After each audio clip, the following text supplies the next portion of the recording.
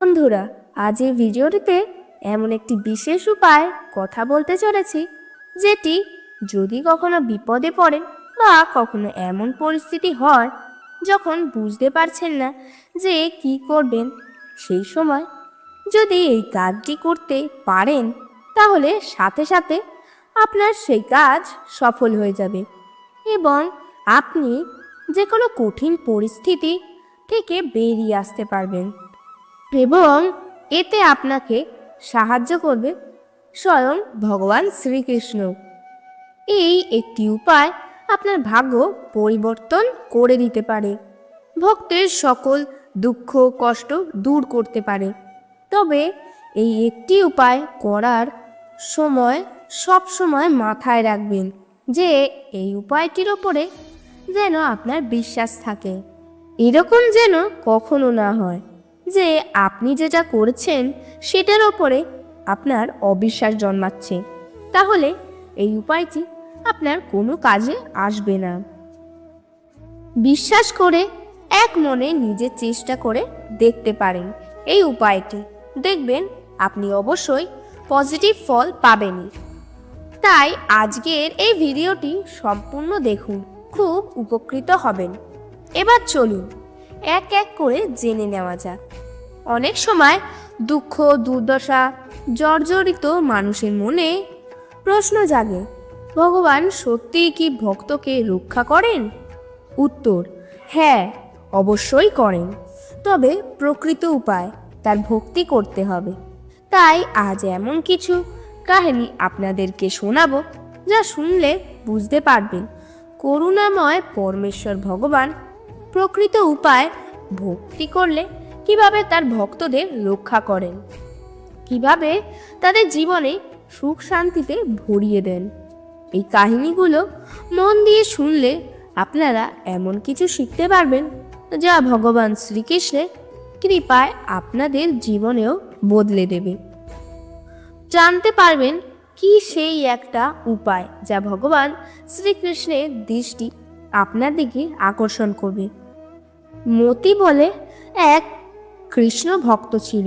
সে বৃন্দাবনের পথে পথে ঘুরে ফল বিক্রি করত। বাড়িতে তার এক বিবাহযোগ্যা কন্যা ছিল যার নাম ছিল মধুমতি। কিছুতেই তার বিবাহ হচ্ছিল না। একদিন মধুমতি ভগবান শ্রীকৃষ্ণের প্রেম মন্দিরে গিয়ে খুব কাঁদল এবং বলল, হে ভগবান, এই সংসারে কি এমন কোনো পুরুষ নেই যে দরিদ্র পিতার কন্যাকে বিবাহ করতে চায়? এই বলে সে ভগবান শ্রীকৃষ্ণকে প্রণাম করে মন্দির থেকে বেরিয়ে আসার সময় এক সাধুকে দেখতে পায়, যাকে ঘিরে মন্দিরে কিছু ভক্ত দাঁড়িয়েছিল। ভক্তরা প্রশ্ন করল, গুরুদেব, কি করলে ভগবান আমাদের কঠিন পরিস্থিতিতে সাহায্য করে? সেই সাধু উত্তরে বলল, ভগবান শ্রীকৃষ্ণের নাম 3 বার উচ্চারণ করে 3 বার হাততালি দিয়ে ভগবানের দিকে দৃষ্টি আকর্ষণ করলে জীবন বর্তে যায়। এই কথা মধুমতি শুনতে পায় এবং নিয়মিত সে 3 বার ভগবানের নাম স্মরণ করে। পরপর 3 বার হাততালি দিয়ে নিজের কষ্টের কথা ভগবানকে বলতে থাকে। ফলস্বরূপ এক ব্রাহ্মণ পুত্রের সঙ্গে তার বিবাহ হয়, যার নাম ছিল গৌর হরিদাস। মতি তার কন্যার এমন সৌভাগ্য দেখে ভগবান শ্রীকৃষ্ণের কাছে কৃতজ্ঞতা জানাতে দরিদ্রের মাঝে বিনামূল্যে ফল বিতরণ করে তার বাকি জীবন কাটিয়েছিল এবং মধুমতি তার স্বামী গৌর হরিদাসের সঙ্গে বাকি জীবন বৃন্দাবনে ভগবান শ্রীকৃষ্ণের সেবায় কাটিয়ে দেন। কবি প্রেমচাঁদ একবার ভগবান শ্রীকৃষ্ণের সকল মন্দিরে ভ্রমণ করেছিল। তিনি ভগবান শ্রীকৃষ্ণের কীর্তন করতে করতে অবশেষে বৃন্দাবনে এসে পৌঁছালো।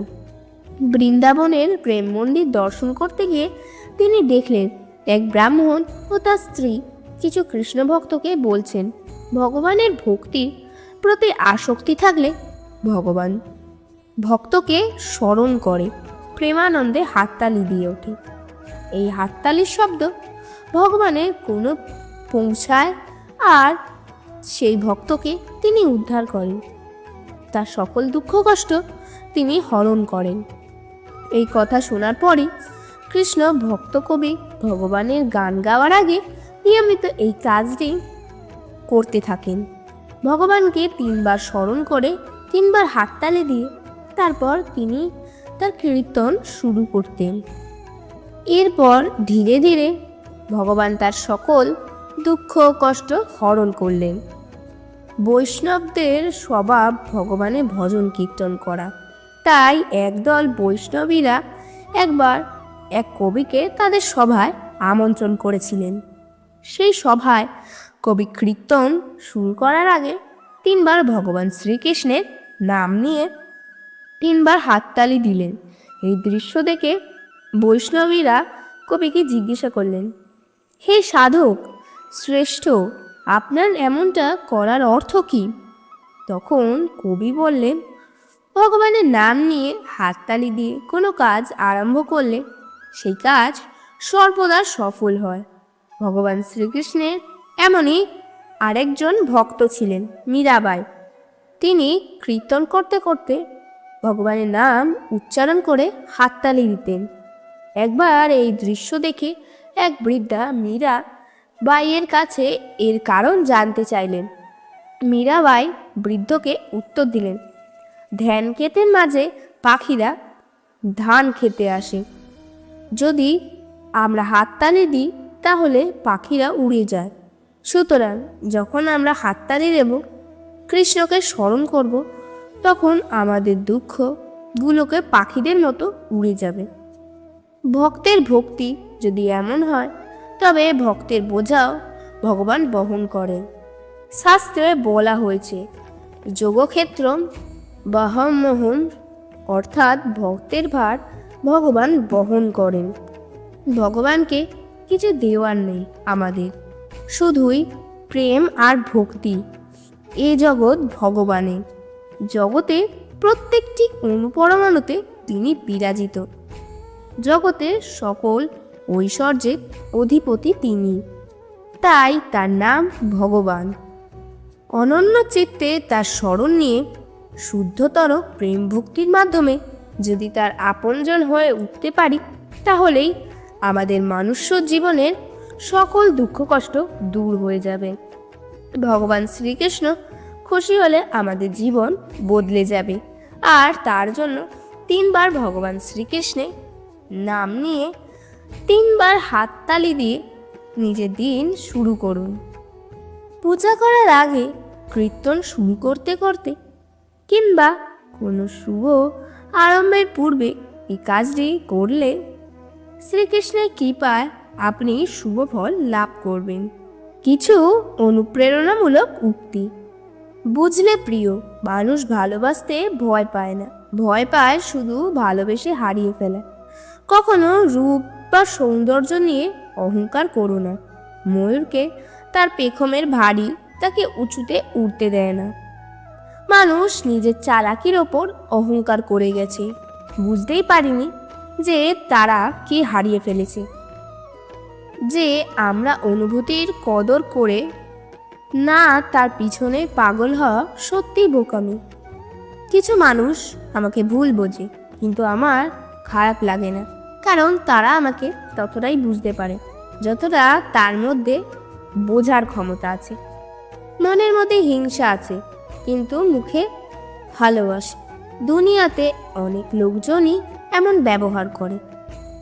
সেই সব লোকজন শেষ পর্যন্ত ছেড়ে যায় যাদের সাথে আমরা অনেক বেশি জুড়ে যাই। যেদিন থেকে তুমি কাউকে নিজের অভ্যাস করে নাও, সেই দিন থেকে সেই মানুষটা তোমাকে যে কোনো সময় বরবাদ করে দিতে পারে।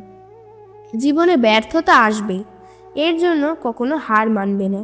মনে রাখবেন, প্রতিটা অন্ধকার রাতের পর একটা সুন্দর সকাল আসে। পুরুষ খোঁজে সতীত্ব আর নারী খোঁজে ব্যক্তিত্ব। তাদের অসাধারণ ভালোবাসা তখনই থেমে যাবে যখন আপনার কাছ থেকে তারা আর কোনো লাভ পাবে না। নিজেকে কঠিন জীবনে অভ্যস্ত করো, কারণ বিলাসিতা চিরস্থায়ী নয়। চলো জীবন এবার নতুন একটা কিছু শুরু করি। সেই সব আশা অন্যদের প্রতি করেছিলাম, এখন সেটা নিজের প্রতি করি।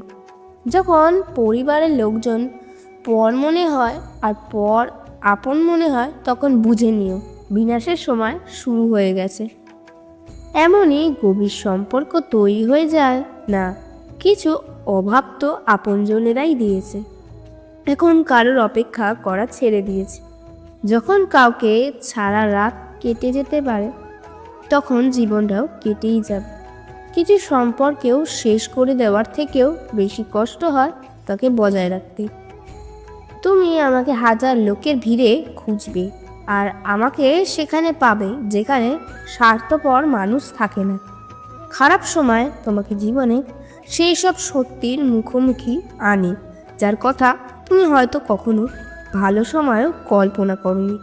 যদি দেখতে চাও যে তুমি কতটা ধনী, তাহলে ধন দৌলত ফেলো না, নিজের চোখের জল ফেলো। তারপর দেখো যে কতগুলো হাত এটা মোছার জন্য আসে। সময় কাউকে ততটাই দেওয়া উচিত যতটা প্রয়োজন, নয়তো না তোমার কদর থাকে না তোমার সময়। কেউ যতই বিজি হোক না কেন, যদি তোমার জন্য সত্যি পরোয়া করে, তাহলে সে তোমার জন্য সময় বার করেই নেবে।